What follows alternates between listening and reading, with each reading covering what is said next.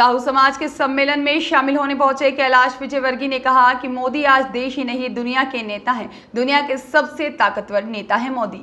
साथ ही इस दौरान विजयवर्गीय ने कहा कि मैं इंटरनेट पर अमेरिका का अखबार पढ़ रहा था, जिसमें लिखा था कि विश्व में जो युद्ध हो रहे हैं, चाहे यूक्रेन और रूस का हो या इजराइल और फिलिस्तीन का हो, इस युद्ध को दुनिया में सिर्फ एक नेता है जो समाप्त कर सकता है, वह नरेंद्र मोदी है। आज दुनिया नरेंद्र मोदी को नेता मानती है, लेकिन कांग्रेस के लोग नरेंद्र मोदी के खिलाफ षड्यंत्र रचते रहते हैं, गठबंधन बनाकर नरेंद्र मोदी को हराना चाहते हैं। नरेंद्र मोदी यदि देश के प्रधानमंत्री नहीं होते तो राम मंदिर भी नहीं बन पाता। हम बोलते थे राम लला हम आएंगे, मंदिर वहीं बनाएंगे। दिग्विजय सिंह बोलते थे तारीख नहीं बताएंगे, अब तो तारीख भी बता दी। साथ ही इस दौरान उन्होंने दिग्विजय सिंह पर तंज कसा, कहा कि दिग्विजय सिंह, तुम्हारे नेता कपिल सिब्बल ने कोर्ट में कहा कि राम काल्पनिक है, राम नाम का व्यक्ति हुआ ही नहीं, रामचरितमानस उपन्यास है। दिग्विजय सिंह और सोनिया गांधी, सुन लो, राम जी बहुत दयालु है, राम जी की शरण में जो चला जाता है उसे वह माफ कर देते हैं। और जनवरी में राम मंदिर की प्राण प्रतिष्ठा हो रही है, इसलिए दिग्विजय सिंह अपनी सोनिया आंटी को लेकर अपने परिवार के साथ राम जी की शरण में जाना। जिंदगी में आपने जितने भी पाप किए होंगे, हमारे राम जी इतने दयालु हैं कि वह सब माफ कर देंगे, क्योंकि जो राम जी की शरण में पहुंच जाता है वह राम का हो जाता है। इसलिए दिग्विजय सिंह, जवानी में आपने जो भी भूल करी हो, गलती करी हो, अपना बुढ़ापा सुधार लो। भाजपा ने राम मंदिर बना दिया है, भगवान राम के शरणागत हो जाना। आपका यह जीवन जिसते से निकल गया, लेकिन राम के दर्शन करने से अगला जीवन धन्य हो जाएगा। इस तरीके से कैलाश विजयवर्गीय ने दिग्विजय सिंह पर तंज कसा। हमारे यहाँ हमारे गरीब घर के अंदर अगर बेटी जवान हो जाए तो उसकी शादी कैसे करें? माँ बाप सो नहीं सकते, नींद नहीं आ सकती उनको। पर हमारे भाई ऐसे पीछे बात करोगे तो हम तो कुछ बोल ही नहीं पाएंगे। अगर घर में जवान बेटी हो और उनके माँ बाप के पास यदि शादी करने के लिए पैसा नहीं है तो क्या माँ बाप को नींद आ सकती है? क्या मैं आपसे पूछना, आ सकती है क्या? कोई माँ बाप सो सकता है क्या? कोई माँ सो सकती है अगर बेटी जवान घर के अंदर शादी लायक हो और पैसे नहीं हो? इस दर्द को समझा हमारे प्रदेश के मुख्यमंत्री शिवराज सिंह जी ने। उन्होंने कह दिया चिंता मत करो, भारतीय जनता पार्टी की सरकार है, मैं मुख्यमंत्री हूँ। मध्य प्रदेश में कोई भी बेटी 18 साल की हो जाए उसे घबराने की जरूरत नहीं है। उस बेटी का विवाह मैं मामा शिवराज करूंगा। 10 लाख बेटियों का विवाह करने का काम किसने किया बताइए? किसने किया? भारतीय जनता पार्टी की सरकार ने। बीच में कमलनाथ जी की सरकार आई, उन्होंने मुख्यमंत्री कन्यादान योजना ही बंद कर दी, पैसे ही नहीं मिले लोगों को। अब वो वापस नए तरीके से घोषणा करेंगे वो हमें 1 लाख देंगे। अरे भैया, पहले तुमने 51,000 तो दिए नहीं। पहले कह दिया किसानों का कर्ज माफ कर देंगे, कर्ज माफ किया नहीं। हमारे नौजवानों से कह दिया बेरोजगार भत्ता देंगे 4,000 रुपये महीने। किसी नौजवान को मिला क्या 4,000 रुपये महीने बेरोजगार भत्ता? पीछे नौजवान बैठे जरा हाथ, किसी को मिला क्या? ऐसी कांग्रेस सरकार है। 4,000 क्या 4 आने नहीं मिले, किसी को मिले क्या? नहीं मिले। ये कांग्रेस की झूठी सरकार है और इसलिए हमें तय करना है आने वाले समय में प्रदेश में सरकार किसकी हो, देश में सरकार किसकी हो। मोदी जी आज देश ही नहीं दुनिया के नेता है, आज दुनिया के सबसे ताकतवर नेता है। मैं अभी अमेरिका का अखबार पढ़ रहा था इंटरनेट पर, उसमें लिखा था विश्व में जो युद्ध हो रहे हैं, चाहे वो यूक्रेन रशिया का हो, चाहे वो अभी जो चल रहा है फिलिस्तीनियों का और इजराइल का, इस युद्ध को कौन खत्म कर सकता है? अमेरिका का अखबार लिख रहा है कि देश में एक ही नेता है, नरेंद्र मोदी, जो इस युद्ध को समाप्त कर सकता है। आज सारी दुनिया नरेंद्र मोदी जी को नेता मानती है, पर हमारे कांग्रेस के लोग नरेंद्र मोदी जी के खिलाफ षड्यंत्र रचते रहते हैं। सब आपस में गठबंधन बनाकर नरेंद्र मोदी जी को हराना चाहते हैं। आज बताइए, नरेंद्र मोदी देश की आवश्यकता है कि नहीं? बताइए मुझे। क्या नरेंद्र मोदी जी की बराबरी का एक भी नेता विपक्ष के पास है क्या? आज देश को आगे कौन बढ़ा रहा है? आज मोदी जी देश की आवश्यकता है। मोदी जी हमारे ही जैसे परिवार से निकले। क्या करते थे मोदी जी? चाय बेचते थे। कोई बड़े घर के थे क्या?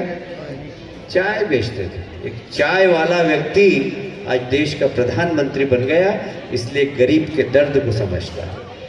मैंने आज तक ऐसा प्रधानमंत्री नहीं देखा जो धोती पहन के लपेट कर गंगा जी में जाए, डुबकी लगाए, वहां से कलश में जल भरे, वहां से बाबा विश्वनाथ मंदिर के में पैदल जाए, उसके बाद जल चढ़ाए, त्रिगुटी लगाए सिर पे। क्या आपने ऐसा प्रधानमंत्री देखा दुनिया के अंदर? पहले हमारे यहाँ विदेशी मेहमान आते थे तो ताजमहल दिखाने ले जाते थे। आज हमारे देश के प्रधानमंत्री सूर्य मंदिर दिखाने ले जाते हैं। ये हमारे पूर्वजों की धरोहर है जिसके अंदर विज्ञान है। सूर्य उगता है तो सबसे पहली किरण वहां पर शिव जी के मंदिर में जाकर पड़ती है। ये विज्ञान का जीता जागता प्रमाण है। ऐसा विश्व के अंदर दूसरा सूर्य मंदिर नहीं है जो हमारे पूर्वजों ने बनाया। हमारे मोदी जी वो दिखाते हैं। तो पहले आप वीडियो उठा के देखिए, पुराने मेहमान आते थे, जूते पहने पहने ही गांधी जी को माल्यार्पण करते थे। पहली बार ऐसा हुआ। हमारे प्रधानमंत्री जी के साथ दुनिया के G20 में सारे नेता हैं। मोदी जी ने जूता निकाला, सब ने जूते उतार दिए और सब आकर जूते उतार कर गांधी जी की समाधि पर उन्होंने पुष्पमाला चढ़ाई। ये हमारे संस्कार है, ये हमारी संस्कृति है। एक तरफ मोदी जी हिंदू संस्कृति को बढ़ाने का काम कर रहे हैं, दूसरी तरफ कांग्रेस सनातन धर्म को खत्म करने की बात करती है। कांग्रेस के समर्थक करते हैं, विपक्ष के लोग करते हैं कि सनातन धर्म खत्म हो जाना चाहिए। मैं आपसे पूछना चाहता हूं, इस देश के अंदर किसी की मां ने दूध पिलाया है क्या कि सनातन धर्म खत्म हो जाए? चिंता मत करो साहू जी, आप 2 मिनट 4 मिनट बोलो, मेरे पास घड़ी है। जब 10 बज जाएगी तो मैं खत्म कर दूंगा अपने आप, मुझे मालूम है। बहुत टाइम है, अभी 6 मिनट है। क्या इस देश के अंदर कोई सनातन धर्म खत्म कर सकता है? किसी की मां ने दूध पिलाया है? हम सौभाग्यशाली हैं कि हम मोदी जी के युग में रह रहे हैं। हमारे पूर्वजों ने मंदिरों को टूटते हुए देखा कि नहीं देखा? सोमनाथ मंदिर को तोड़ा 17 बार और लूटा।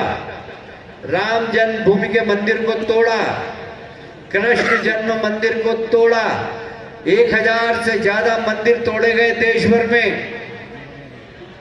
पर हम उस युग में जी रहे हैं मोदी जी के नेतृत्व में, जहां हमारे पूर्वजों ने मंदिर टूटते हुए देखे, हम मंदिर बनते हुए देख रहे हैं। ऐसे सौभाग्यशाली लोग। और इसलिए अब तय करना है। मैं आपसे पूछना चाहता हूं, यदि मोदी जी देश के प्रधानमंत्री नहीं होते तो क्या राम मंदिर बन सकता था? क्या बन सकता था? क्या? अरे मंदिर के लिए कितने आंदोलन किए, कितनी कार सेवा की, कितने लोगों ने बलिदान दिया, पर बिना बलिदान के न्यायालय को सही कागज सरकार ने प्रस्तुत किए, न्यायालय ने राम मंदिर के पक्ष में फैसला दिया और आज शान से दुनिया का सबसे बड़ा राम मंदिर बनाने का काम आज मोदी जी के नेतृत्व में उत्तर प्रदेश में हो रहा है। हम बोलते थे रामलला हम आएंगे, मंदिर वहीं बनाएंगे। दिग्विजय सिंह जी कहते थे तारीख नहीं बताएंगे। अरे भैया, अब तो तारीख भी बता दी दिग्विजय सिंह जी।